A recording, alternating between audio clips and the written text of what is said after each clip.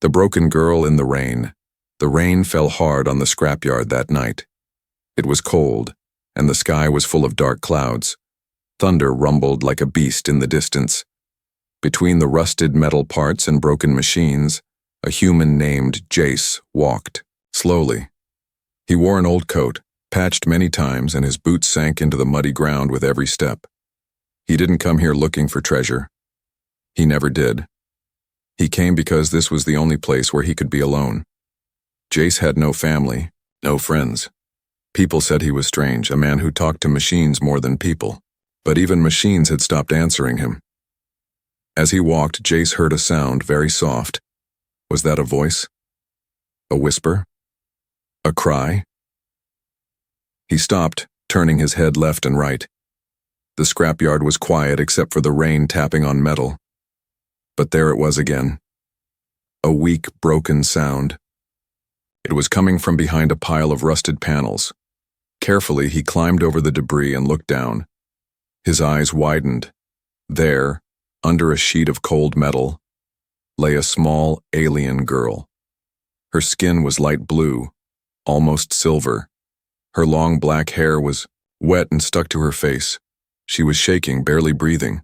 Her eyes were wide with fear, and she had no legs, just two empty stumps where her legs should have been. She tried to move back, dragging her body with her hands. But she was too weak. "Don't be afraid," Jace said softly. "I won't hurt you." But the alien girl didn't trust him. She hissed, baring tiny sharp teeth, and pressed her body tighter against the scrap wall behind her. Jace looked around. There were broken tools, sharp edges, and freezing wind. If he left her here, she would not survive the night. Her lips were already turning purple. Her fingers barely moved. "I'm not leaving you here," he said. "Whether you like it or not." He slowly took off his coat and wrapped it around her shaking body. She struggled for a second, but was too weak to resist. Then, without another word, Jace gently picked her up. She was light, far too light. It felt like he was lifting nothing but bones. As he carried her through the scrapyard toward his small workshop, the girl closed her eyes. She didn't speak. She didn't even cry anymore. The workshop was warm. Not much, but warm enough to survive. Jace kicked the door open and laid her on a small sleeping pad near the fire stove. He grabbed some clean cloth and started drying her face, arms, and hair. Then he boiled some water and poured it into a cup, placing it near her lips. At first she didn't drink. Then slowly her hand moved and took the cup. Her fingers trembled. "You're safe now," Jace said, sitting across from her. "I don't know who did this to you, but you don't have to be scared anymore." She looked at him. Her eyes were big, glowing softly in the firelight. Her lips moved slightly as if trying to say something, but no sound came out. "It's okay," Jace whispered. "Rest." Later that night, Jace sat beside the fire, watching her sleep. He should have felt angry or sad or confused. But instead, he felt something else, something he hadn't felt in years. Purpose. He didn't know her name. He didn't know where she came from. But he knew one thing clearly. This girl had been thrown away like trash. Just like everything in this scrapyard. And just like him. He stood up and walked to his storage box. Inside were parts, old wires, joints, connectors. He opened a dusty drawer and pulled out blueprints he had hidden for a long time. Prosthetic. Legs. He built them once for a robot. But now, maybe, just maybe, he looked back at the sleeping alien girl. Maybe they were meant for something more. She thought he'd hurt her. The light from the fire flickered on the wall, painting soft shadows across the workshop. The alien girl opened her eyes. For a moment, she didn't know where she was. The last thing she remembered was cold rain, sharp metal, and pain. Her body was still sore, and her arms trembled as she tried to sit up. But then she felt it, a warm blanket around her, a small pillow under her head, the smell of clean cloth, the sound of a quiet room. She looked around, heart racing. This wasn't a prison. This wasn't a lab. And yet, she was still afraid. She noticed her body had been cleaned.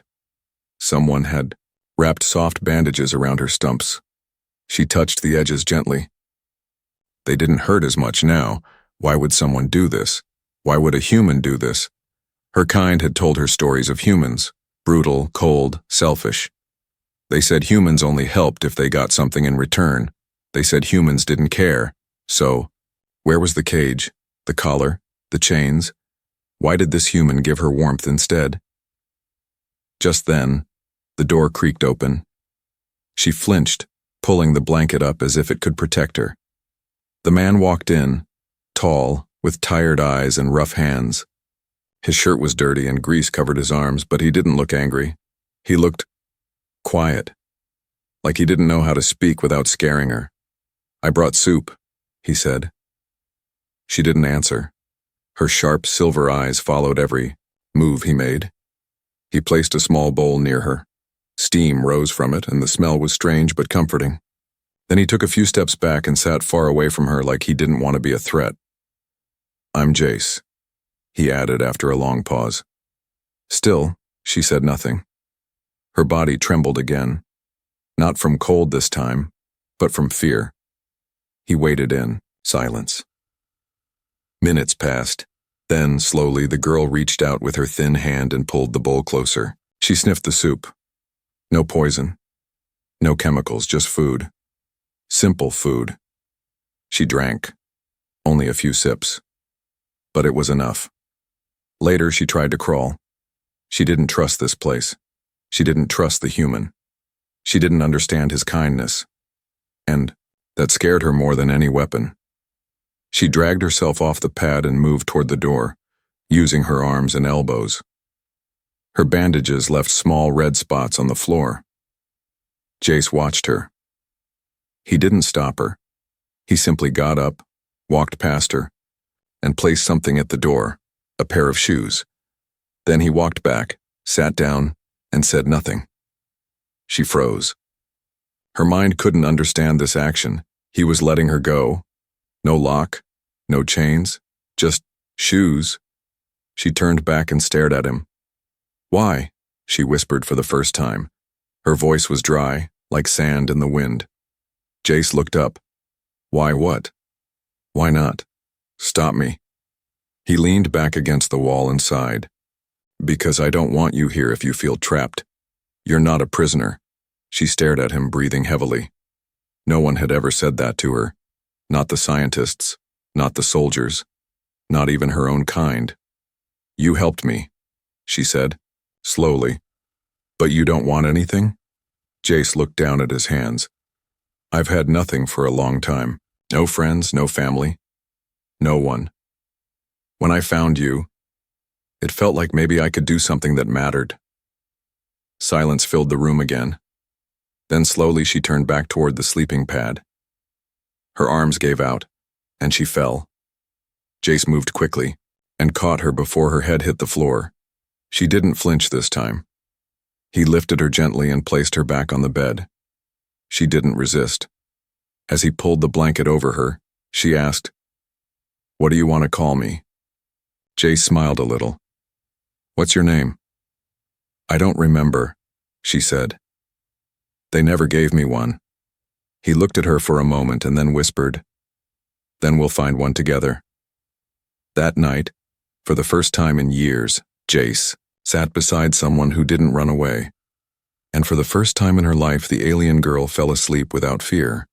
A cripple and a ghost. The rain had stopped, but the silence inside the workshop was louder than any storm. Jace sat at his workbench, his back turned to the sleeping pad where the alien girl rested. Sparks flew gently as he worked on something small, metal. Joints, wires, and soft padding laid out before him like puzzle pieces from a broken life. He wasn't fixing a machine this time. He was building legs for a girl with no name, no legs, and no place in the galaxy. He glanced back at her now and then. She was awake, pretending to sleep. Her silver eyes stayed half closed, but she kept watching him, carefully, curiously. To her, Jace wasn't a hero. He wasn't even normal. He was a ghost, someone who barely spoke, barely smiled, and never left the workshop. To him, she was a reminder of something he didn't know he missed. Company. A soft mechanical clink made the girl sit up slowly. "What are you building?" she asked in a whisper, still unsure if she had the right to speak. Jace didn't look up. "Something you'll need if you want to walk." She blinked, confused. "Walk? You don't plan to crawl forever, do you?" he asked gently, glancing at her over his shoulder. She looked at her hands. Her fingers were thin and bruised. "I never thought about walking again."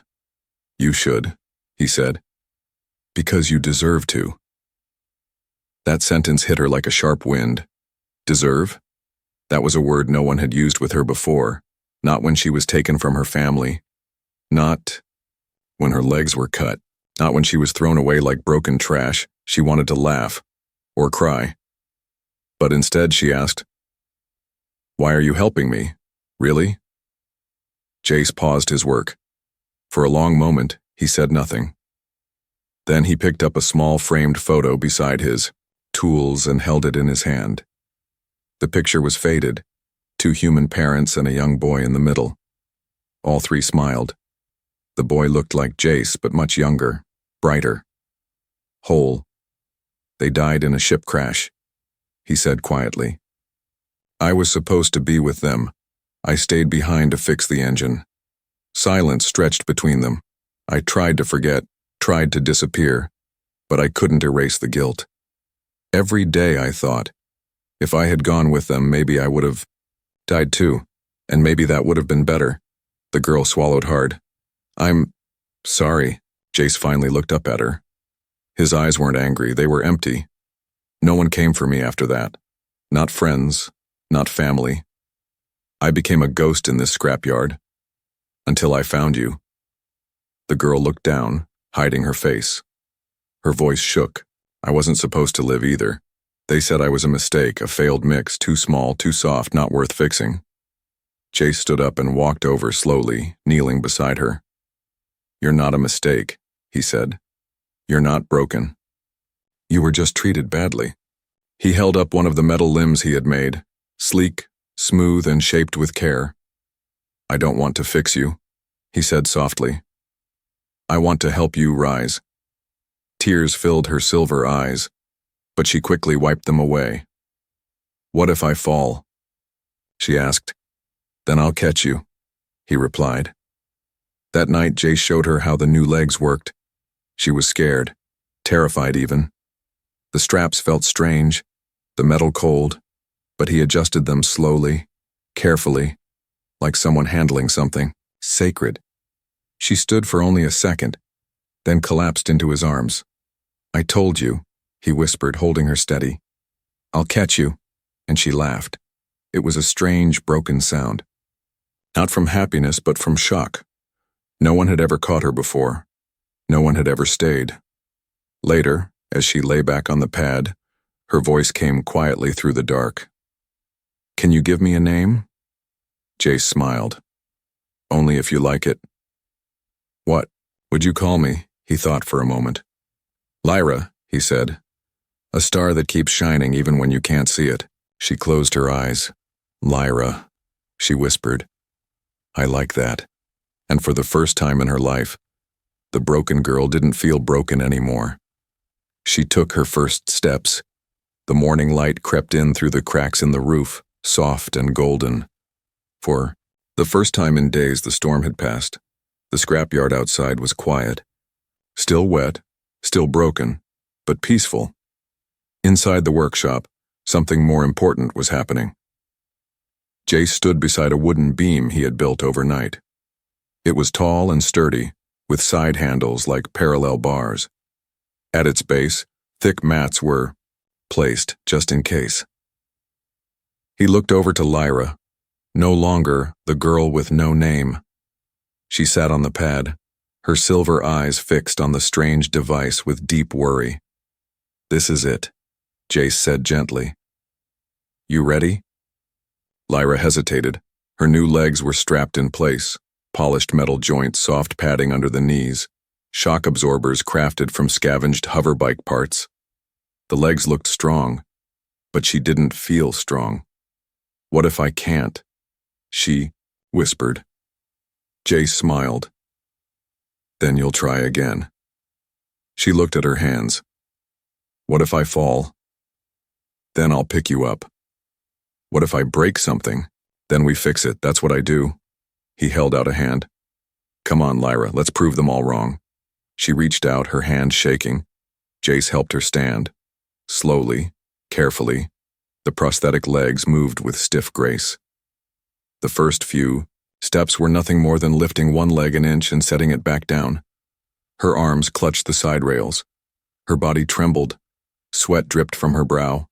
Her breaths came sharp and fast. But she didn't stop. Jace stayed close, hands ready, not touching unless she needed him. "Left," he said softly. She moved her left leg forward, dragging it. "Right." She almost fell. He caught her. "I can't," she breathed. "You already are," he replied. For 10 minutes, she walked. Not far. Not fast. But she walked.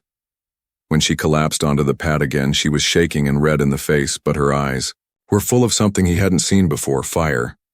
"How do you feel?" Jace asked. She didn't answer. Instead, she laughed.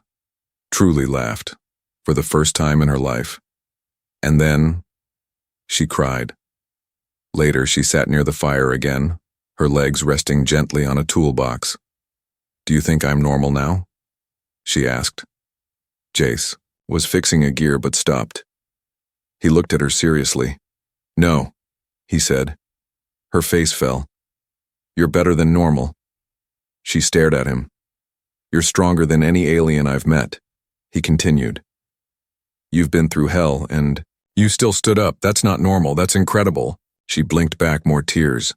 "I don't feel incredible. That's okay. I'll remind you until you believe it." That evening, Lyra tried walking on her own again. She fell twice. Jace picked her up twice, and when she made it from one side of the room to the other, just 6 slow steps, she raised her hands in victory. He clapped. Loud. Proud. And outside, far beyond the scrapyard, a strange bird sang in the quiet sky. For the first time in a long time, there was hope. The soldiers came looking. It started with the silence. Too quiet. Even the wind had stopped moving. Jace stood outside the workshop, wiping grease from his hands, when his instincts froze him in place. Something was wrong. The scrapyard, always noisy with falling metal or whispering breeze, was now holding its breath. Then, he heard it. Boots.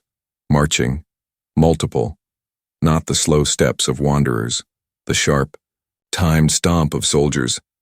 Jace dropped the cloth and rushed back inside. "Lyra," he called softly but firmly. She was walking her small circle near the practice rails, proud of her progress, but the look on his face made her stop. "What is it?" He quickly moved to a panel near the wall, pulling it open. Inside was a hidden compartment half buried in dust. A small metal tunnel led down. "You need to hide," he said. She froze. "Why?" Jace's jaw tightened. "Because they're here. For you." Outside, the soldiers stepped through the main gate like they owned the world. There were 5 of them. 3 in black armor with plasma rifles. 1 carried a scanner. The last one, a tall, cold-looking alien female, wore the insignia of the Institute. She looked around with disgust. "This is where she ran to?" she hissed. "A dump?" The scanner in her hand beeped. Life signature confirmed. Hybrid detected. "She's here." Jace stood at the doorway, calm on the outside, burning inside. He didn't move as they approached. "Human," the woman said. "We are here for the Institute's property. You are harboring a genetic test subject." Jace tilted his head. "No idea what you're talking about." The soldiers raised their weapons slightly. The woman smirked. "She's dangerous, broken, not meant to survive. We were cleaning up our mistakes. You interfered." "I saved someone who was dying. Jace replied flatly. You left her in a junk heap to rot. Don't talk to me about mistakes. Inside, the workshop. Lyra crouched in the hidden compartment. Her heart pounded. Her fingers gripped the metal sides so tightly they turned pale. She could hear everything. She wanted to scream, to run out and fight, but her legs still weren't strong. She would only slow Jace down, so she stayed quiet, praying he'd be okay. The lead soldier stepped forward. Move. We'll search the place. Jace didn't move. The tall woman raised an eyebrow. You'd protect her, a lab-grown mistake, a creature without value? She has more value than all of you combined, Jace said calmly. The soldier raised his weapon higher. Step aside or be treated as hostile. Jace exhaled. Then I guess this is going to be messy. He reached behind his back and pressed a hidden button on his belt. Boom. Smoke exploded from the sides of the yard. Metal slabs dropped from the scrap towers like walls. The soldiers scattered, confused by the sudden chaos. Jace grabbed a pipe wrench from behind the door and swung hard at the first soldier to rush him. The hit landed, hard. The armor cracked, and the soldier fell. Gunfire blasted past his head. Jace ducked and rolled, using the shadows and scrap to confuse their line of sight. This was his home, his maze, and he knew every inch of it. Inside the hiding compartment, Lyra shook with fear. He's fighting for me, and I'm doing nothing. She looked at her legs. You wanted to walk again, didn't you? Then walk, with fire. In her chest, she crawled up and began strapping on the metal limbs one at a time, tightening every strap, ignoring the pain. And then, she stood. Outside, Jace was pinned down behind a heap of iron rods. The soldiers moved in from both sides. He was breathing hard, one arm bleeding. His wrench was gone, it was over. Then he heard it. Step, clink, step, clink. Metal footsteps. He turned and saw her. Lyra, standing tall, face fierce, legs steady. She limped forward, placing herself between Jace and the soldiers. You want me? She shouted. Then you fight me now. The tall alien woman's eyes widened. She's walking? No, Jace said from behind her, smiling despite the blood. She's rising. The one who fought for her smoke curled around the metal towers of the scrapyard. Sparks danced in the air like fireflies. Somewhere nearby, plasma weapons still hummed softly, ready to burn. But no one fired. Not yet. All eyes were on the alien girl, once discarded, once crawling, now standing tall. Lyra's legs clicked with every shaky step forward. Her mechanical limbs weren't perfect. They hissed, locked, and jolted slightly, but she moved. On her own. Jace, slumped behind a broken wall, watched with wide eyes. His breath caught in his throat. He had built those legs. But this strength, this courage, it wasn't from him. It was hers. The tall officer from the Institute, Commander Vereen, lowered her weapon slowly. She should not be able to stand, she muttered. She was classified as defective. Lyra narrowed her eyes. You threw me away like garbage. You were born broken, Vereen snapped. We made you. We get to end you. Lyra lifted her chin. Then why are you afraid now? 2. Soldiers aimed their rifles again. But Lyra was faster. She grabbed a steel rod from the ground and swung it like fire, catching one soldier in the arm. The weapon flew from his hands. He fell backward into the mud with a crash.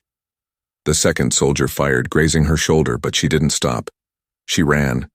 No. Charged. With every step, the ground shook slightly under the force of her prosthetic legs. They weren't made for speed, but they were made for power. She rammed the soldier like a cannonball. He flew into a scrap wall, dropping instantly. Commander Vereen shouted, "Open fire!" But Jace had already moved. Despite his wounds, he picked up the fallen soldier's blaster and fired at the ground between the enemies, causing another explosion of smoke and shrapnel. Lyra, he yelled through the chaos, "Get out of here!" She didn't run. Instead, she grabbed him by the arm, pulling him behind cover. Her small body trembled, but her grip was strong. "You're hurt," she said, her voice thick with worry. I've had worse, he coughed. You're amazing. Lyra didn't smile. She was still breathing hard, looking back at the enemy line. They'll come again, she whispered. I know. They won't stop. I know. Lyra's eyes blazed. Then we make them stop. Together, they moved through the scrapyard like shadows. Jace used every trap, every rigged gate, every shortcut he had built over the years to confuse and divide the soldiers. Lyra used her legs like hammers, taking out weak points in the terrain, collapsing towers, smashing fuel tanks. The yard became a maze of fire and fury. One by one, the soldiers fell back.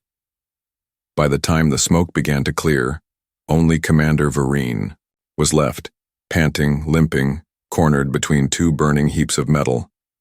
Lyra stepped forward, the rod still in her hand, covered in dust and blood. Last chance, she said. Vereen aimed a small hidden pistol at her chest. Lyra didn't flinch. She stared at the woman who once labeled her unworthy, who once left her to die in the dirt, and said, I am not a thing. I am not your failure. I am free. Then she struck. The gun fired. Too late. Lyra's rod shattered the weapon in Vereen's hand, sending it flying. Vereen collapsed to the ground, defeated, and Jace finally stepped out from the smoke. Later that night, the fire crackled once, more inside the workshop. Jace sat on the floor, his shirt wrapped around his arm wound. Lyra sat across from him, her legs stretched out, steaming slightly from the heat of battle. You fought like a storm, he said. She looked away shyly. I didn't know I could. You didn't just fight, he said. You won. Silence filled the room. Then Lyra whispered, You believed in me before I did. Why? Jace looked her in the eye. Because I know what it's like to be broken and still want to stand. She looked down at her hands. Then maybe we fix each other. That night there were no soldiers, no sirens, no fear, just two broken souls, no longer alone. Not alone anymore. The stars were clearer than ever. For the first time in weeks there was no smoke in the air, no enemy at the gates, and no voice telling Lyra she wasn't supposed to exist. She stood at the edge of the scrapyard, what used to be her graveyard, and looked up. The wind was gentle. Her metal legs hummed quietly as she shifted her weight. They felt more like hers now. Behind her, Jace was welding a new roof panel on the workshop. He hummed softly as he worked. He never used to hum. Things had changed, not just the place, them. A week had passed since the attack. Commander Vereen and her squad had vanished, too damaged to return. Jace expected reinforcements. They never came. Maybe the Institute was embarrassed. Maybe they were afraid of Lyra now. Or maybe they simply didn't expect a human and a discarded alien girl to fight back. That day, Lyra helped Jace rebuild the yard. She carried tools, fixed wires, cleaned the parts bench. Jace kept looking at her with a half smile, like she was doing something. Impossible. You're becoming a better mechanic than me, he teased. Lyra raised an eyebrow. That's because I have a good teacher. He tossed her a screwdriver. Flatterer. She caught it, grinning. You said we're fixing each other, remember? He looked at her, really looked, and nodded. Yes, we are. By evening, visitors came. At first, only a few. A wounded alien boy with a broken drone, a scavenger woman with a bruised arm, a hybrid child missing a foot. They had heard rumors about a girl with metal legs who stood against the Institute and the human who gave her the strength to rise. Lyra taught the boy how to hold a tool. Jace built a better brace for the hybrid girl, and the yard, once silent and forgotten, came alive with laughter, sparks, and new stories. Later that night, as the stars blinked awake again, Jace brought out something hidden in a dusty case. He sat beside Lyra near the fire and held it up. A tiny badge, metal, old, polished clean. It read, Engineer Jace Earth Colony. She looked at it curiously. This was yours? She asked. He nodded. From the time before I gave up. She held it gently in her hand. Why bring it out now? Because I'm ready to start again, he said. And I'd like to add your name beside mine. Her eyes widened. As a partner? He smiled. As family, if you want that. She didn't speak for a moment. Then, she hugged him. Tight. No words. Just warmth. That night, the workshop windows glowed with soft orange light. Not from fire, but from life. Outside, the wind whispered through the scrapyard, and the stars watched, quietly, as the ghost and the broken girl finally found their place in the universe. Together, the end.